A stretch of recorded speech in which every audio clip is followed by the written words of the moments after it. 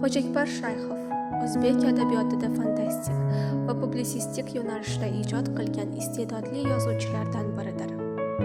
U o'z asarlarida nafaqat badiiy tasvir, balki chuqur fikr va dolzarb g'oyalarni uyg'unlashtira olgan ijodkor sifatida tanilgan.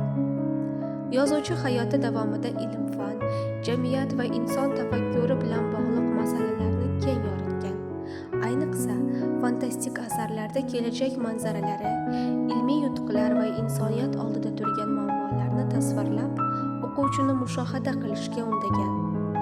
Publitsistik ijodida esa u davr muammolari, ijtimoiy hayot va ma'naviy qadriyatlarni tahlil qilib, o'z fikrlarini dadil bayon etgan. Xo'jakbar Shayxov asarlarining asosiy xususiyati hayotiylik, teran fikr va o'quvchini o'ylantiruvchi mazmundir.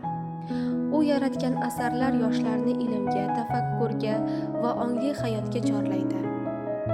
Yozuvchining boy ijodiy merosi bugungi kunda ham o'z ahamiyatini yo'qotmagan. Uning asarlari o'zbek adabiyotining qimmat